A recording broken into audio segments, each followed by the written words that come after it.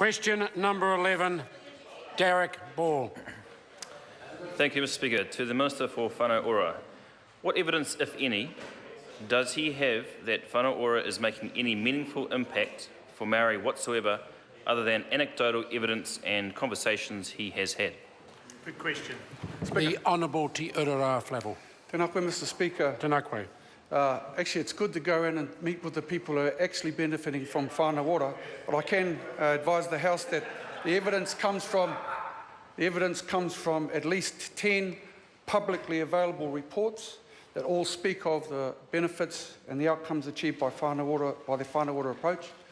In Phase 1 of Whānau Ora, at least 9,400 whānau received whānau-centred services until June 2014, and since Whānau Ora commissioning agencies have been established, Whānau Ora commissioning agencies reporting on engagement and achievement as at March 2016 show that over 8,500 whānau have been supported through Whānau Ora in all sorts of ways, such as health outcomes, financial literacy, education and economic security. Mr. Speaker, there's plenty out there, and I'd table it, but I know that it's against standing orders. Supplementary question, Darroch Ball. Why has he not commissioned... Order. I have a point of order from the Honourable Chair. Mr. Speaker, it's become clear that there is a misunderstanding of standing orders. The Minister can, of course, table any paper that he wants at any stage. He is a Minister. He does not require even if it's a public document, any Minister can table it. In fact, many of the documents Ministers do table are public. They don't require the consent of the House the way other members do. And if the member seeks for leave, I have a discretion. We have a further supplementary from Darroch Ball.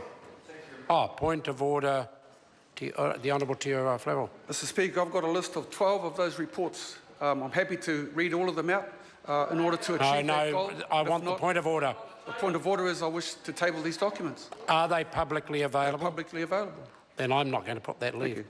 Supplementary question, Darroch Ball. Darroch Ball.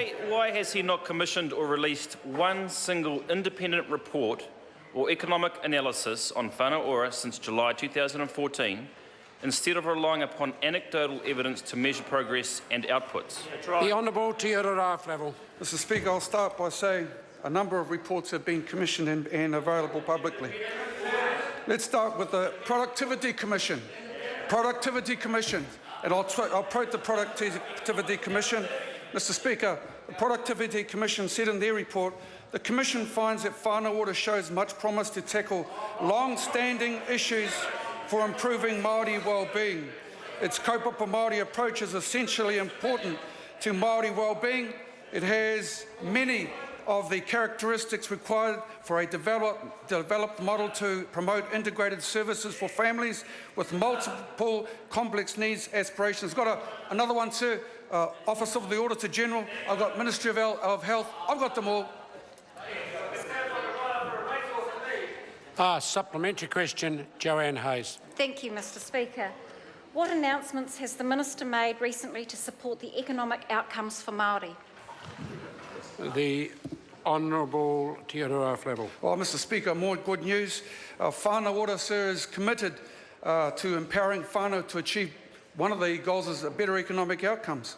And today, along with my colleague, the Honourable Peter Goldsmith, I was pleased to announce the allocation of 900,000. Oh, sorry. Sorry, Mr. Speaker. Sorry, Paul. Carry on, and quickly. These fellows won't let me, Mr. Speaker. Sorry. Mr. Speaker, point of order. Point of order, the Honourable Te Urara Flavel. Firstly, I'll offer my apologies to my colleague, Paul Goldsmith. That's not a point of order. 8,000. That's not a point of order. Now quickly bring the answer to a conclusion.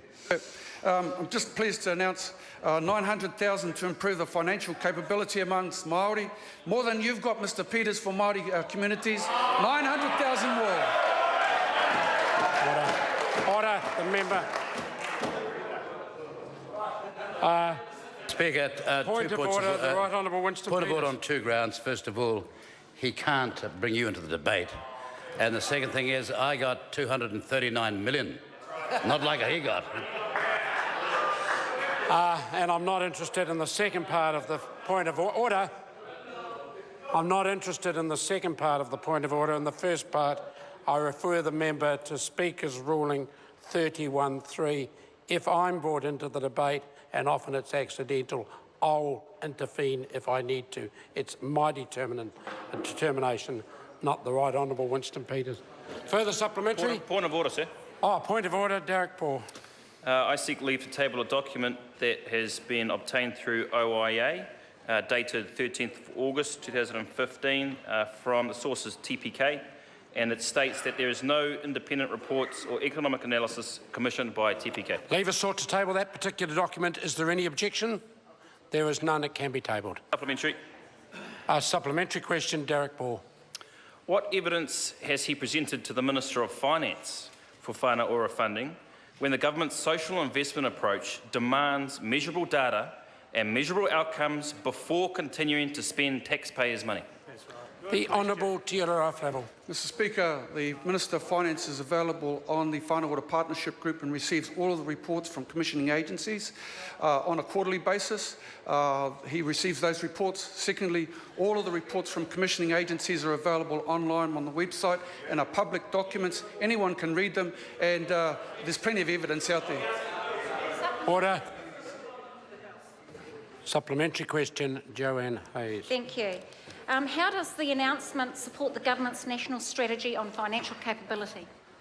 The Honourable Te Ora Flavel. Last year, Mr Speaker, the government signalled that improving the financial well-being of all New Zealanders was a priority.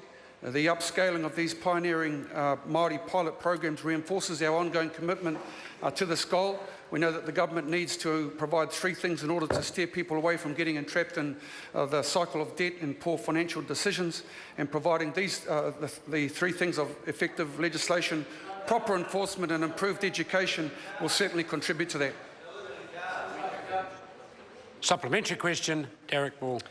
When is he going to realise that Whānau Ora is a complete waste of taxpayer money while it's not working for ordinary Māori, when, for example, the number of homeless Māori in Auckland have increased by 10% this year alone, more than half of all homeless? Order, order, point of order, the Honourable Te Ora Flavel.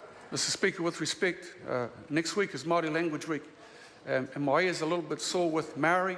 I'd ask the member to pronounce it properly as Māori. Order, no. Listen, the member's now the minister's starting to trifle with that chamber. The question is a provocative question. It's likely to get a provocative answer, but it's been asked. The Honourable Te Ora Flavel. Well, member, better hurry up and finish it. To be fair to the member, I invite him to start the question again. It's now lost its continuity. When is he going to realise that Whānau Ora is a complete waste of taxpayer money while it's not working for ordinary Māori, when, for example, the number of homeless Māori in Auckland have increased by 10% in this year alone, more than half of all homeless in Wellington are Māori, 40% of all those on social housing waiting lists are Māori. The question's too long. Order! The question's been asked. The Honourable Te Ora Flavel. So I'll help the member, Mr Speaker. In reflection, I have a quote from at least a CEO, one Whānau Ora provider from Northland, who told the media in 2015, quote, "Whānau Ora has made a substantive and positive difference to the way we are able to work with and align services." Order. Point of order, the Right Honourable. Mr Speaker, this minister was asked when is he. Did not ask whether he can go to somewhere else and seek refuge. No. It asked him for... And he's not giving it. Order. No. The question effectively was, when's the minister going to realise it's a complete waste of money? That gives a very wide ambit for the minister to then answer the question. The members may not like the answer they're getting, but I suggest that they reconsider the type of questions they ask. The Honourable Te Ora Flavel, bring the answer to a conclusion. Firstly, I'll say again, I reject that allegation in the first instance. And secondly, I'll say again, I'll give you the evidence right now. From somebody involved in Whānau Ora. Here's the CEO, Mr Speaker, of Whānau Ora, and they said, Whānau Ora has made a substantive and positive difference to the way we are able to work with and align services to meet the needs of the people. Mr Speaker, that person was Lynette Stewart, the Honourable Winston Peters' sister.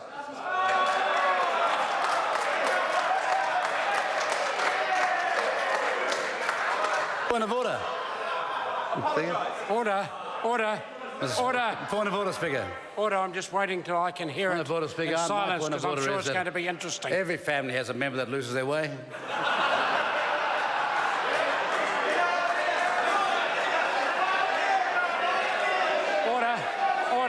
Order. And some families have more than others. Joanne Hayes, supplementary question. Thank you, Mr. Speaker.